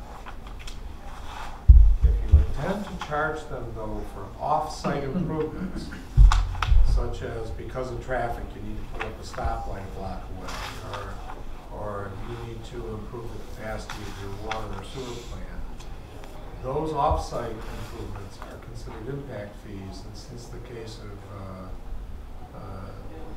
New York State Builders Exchange versus Town of Gilder went back in the early 1990s, late 1980s, they're illegal in New York. All right. What you can do is tell them there's no room at the inn, so we can't accept your water, or we can't accept your sewer because we aren't prepared to do it. We don't have enough capacity to meet your water needs. All right. However, you know, we have to improve our plans. When it costs us a few $1,000s, we'll get to it in a few years unless you want to do something. And then you see if they want to make a voluntary contribution. Or you cannot an offset, make offset improvements. Keep going right through. You're good. 200,000 gallons of water, oh, but Go gee right whiz, through to the little room. we can't help you do anything to provide it. So what you're saying is fine, maybe 20 years from now we'll be able to help you. Well, and they have to decide if they want to be good citizens. You here for the town meeting? That's okay. I knew what you were here for. You're in the right church, just the wrong pew. So I conceptually have a problem, even though we haven't committed, saying we need to say to them, you know, you've asked for 200,000 gallons of water. We don't know when we're going to be able to provide that to you because We've only given them a letter of support that we can provide 20. okay, I thought that they'd asked for 200,000. Well, that's But then we haven't told them we in can the do that future, till- possible potential. All right. All right. So we've given them the support that we can handle 20,000 gallons of water, 20,000 gallons of sewer. So anything above that would obviously be some serious discussion. I stand back and I misunderstood. And as they come to us with development, planning board, or zoning board of appeals, we would all be looking at what their needs are. The allotment that's there is what is currently within that, water district. Right. Through there. That amount hasn't changed, that's what they use for their shovel ready. Right. I'll make a motion that we allow for IDA to be the lead agency for their Commerce Park. Second. All in favor? Aye. Opposed? Perfect. NYMER with the underwriting survey recommendations, they come in every once in a while and look through things and give us some suggestions. I did email that out, and I don't know why I don't have it right here in front of me. There are a few things that are very easy. I do have it, I'm sorry. Yep, sorry, I do have it, thank you. One was the DPW garage, or sorry, Village Hall and the DPW. Says it's in need of a weight, Limit sign. So you don't overgo the mezzanine.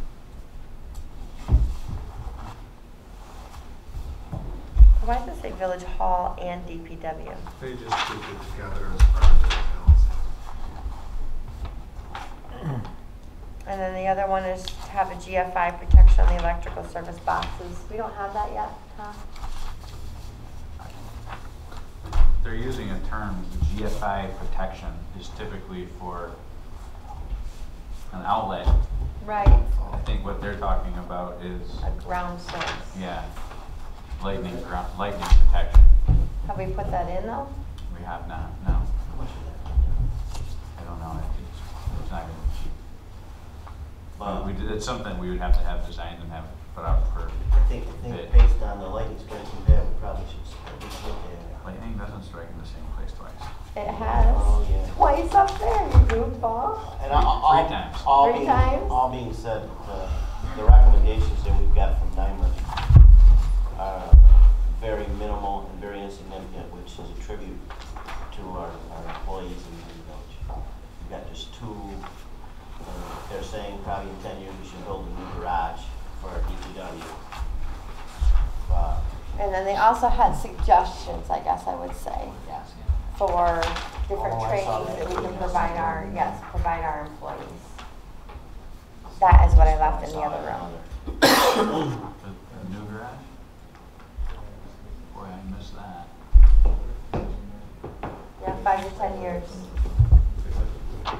And our electrical is horrible. They said. I'd like to see us at least get pricing on number 2 because I'm concerned about lightning striking again, doing the same thing over again. Well, if that's what you want to do, I think you may need to hire an engineer to design it or something, right? Are there standard products out there? I don't know. No, when it comes to electricity, I think that should be done by, that should be put out.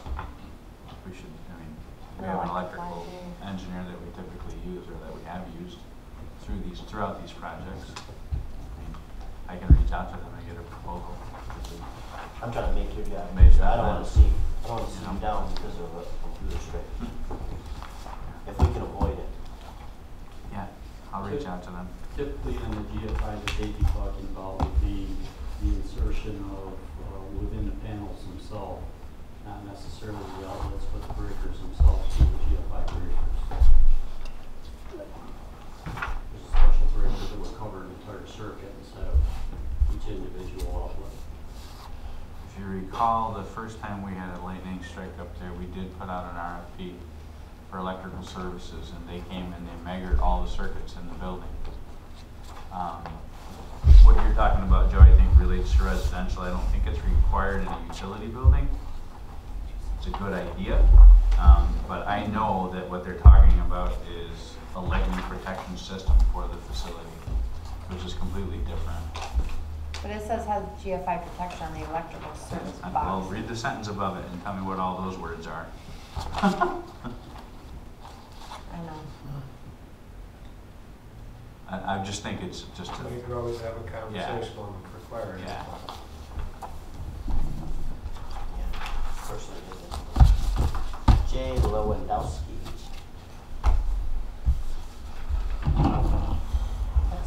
We'll adjust a little. Is that local? Sounds like a local. And I really don't understand the first one, just for the record. We have a mezzanine in the DPW garage that we store equipment on. So if we overload it and it collapses, somebody could get hurt. So you have to post what it can be stored. Thinking on the floor, and I'm like, I don't know where they're sitting. Okay. All right. Anything else on that? And one new business thing, and I forgot to look up what the term would be. However, Kristen Freeman would like to appoint to the municipal board for the remainder alternate position term, or if there is no remainder, for a full alternate term of one that would originally regularly expire. You think she'll come back, Charlie? I don't think so. I hope so. We kept her way too late last night. Kept it till 10 o'clock on her first meeting. I did lie to her though and tell her it doesn't usually last that long. So I'm hoping that she thing's will on. come back and be an asset to the team. So I would make that motion. I'll second it. Thank you, Ed. Any further discussion? All in favor? Aye. Thank you. Double Play Sports Community Center regarding their 6th annual turkey trot. And I think they're just asking for our blessing. And that it's from Lowville Academy. Well, it's on certain streets, so I think. Right. To South State Street, Utica Boulevard, onto Ross Road, Shady Avenue, Park Avenue, Trinity Avenue, and returning to the parking lot. They do have liability insurance. Want to make us aware of this event. We do have people planned for intersections, and they do encourage people, I know, to jog on the sidewalks where there are them. Does that cause any problems for you, being it's Thanksgiving Day? Not really. And I caught the bottom part, you don't have to read that one. They've done it every There's year. gonna be the same round as Well, there's some issues with it. You will? Okay. I mean, that be there the whole time, unless they're called away. I would just let Eric Berkler know that we support it. That, if we even need to do that. Right. And we'll plan on having PD available unless something comes up.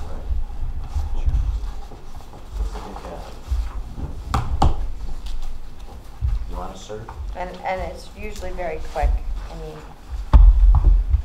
that sounds funny. You but- running? It's only at 5. Yeah. It's only at 5.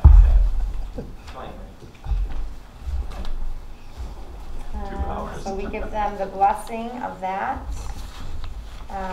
Father Chris Carrera is officially off duty today. He has written us a very nice letter in regard to the village of Lowville and how we are doing a great job, how he will miss our community,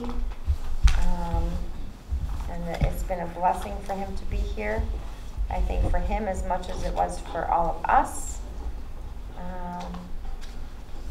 And we wish him good luck in the future. I put something extra in the offering just so it's in there. You put Mayor Smith on it. Put an I'm kidding. empty piece of You gotta go to paper. church first. But that was very nice of him to take the time to do so. Just renovated it, and we don't want it to fall down. Very sincere thank How you. many you want? Office of Lewis County Planning in regard to site review for Tops Market. They approved with the condition compliance with all local, state, and federal regulatory requirements for this type of facility and the products stored. I'm assuming that they have to go through those motions themselves anyways as the developers, so. They will be responding back with their spill plan and their actual permits for fuel storage. They will be filed with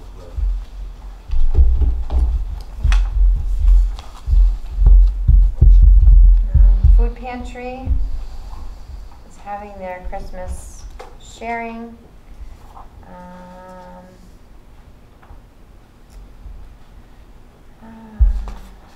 Expanded their food boxes to 700 and 1,500 gifts for their families. Cover 400 families with the help of the school areas to not only families but also senior citizens. They of course would love to have our assistance.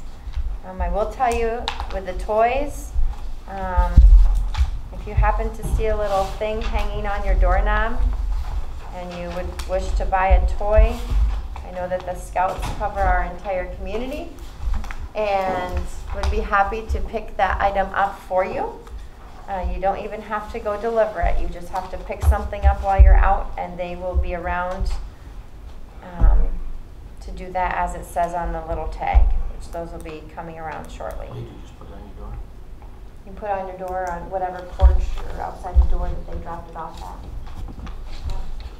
And if someone doesn't come pick it up, you call my husband and we go pick it up because he's in charge of the Scouts. So What's his phone number? where we get that? For a good time, call.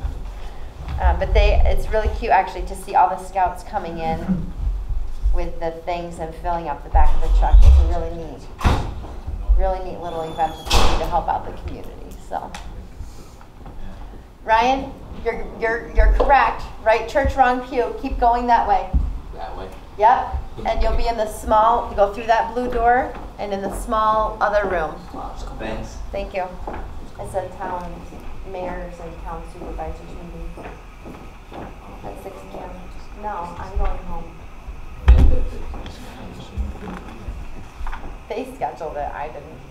I did it on purpose. Anyways, so if anyone would like to give a gift, our village has never given a gift. So unless, right, I'd say unless somebody has a suggestion of how we could help, right? Then we also have a resignation for the planning board, right? I do have a letter that I just wrote up very quickly today thanking him for his time and service. He plans to be resigning after the December meeting would be Zeke Septusk.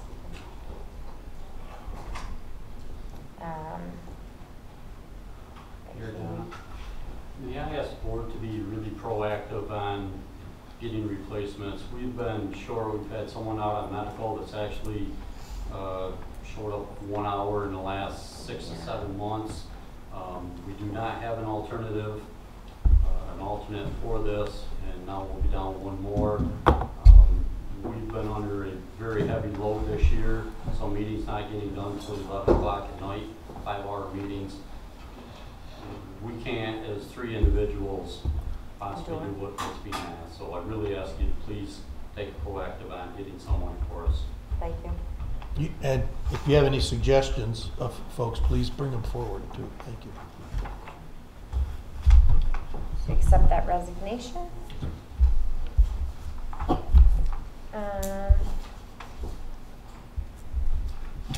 Officer and committee reports. Mark, do you have anything extra for us? No, just to tell you that I think that, and we can discuss it more at the work session too, but when I talked to EFC on closing out phase 1, they're probably also close to being ready to I don't have have a it. short term on phase 2 and on 5 Streets project. So that financing is lining up pretty good. Otherwise, I think you're pretty well covered. What I have was already covered on the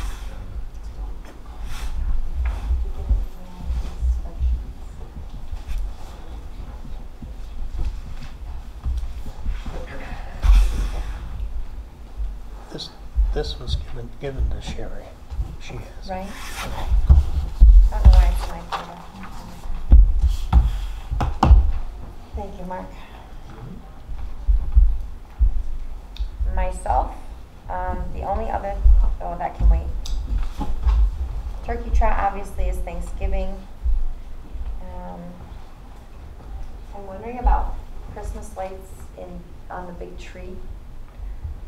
I'm going to try and organize that with assistance, not from our DPW.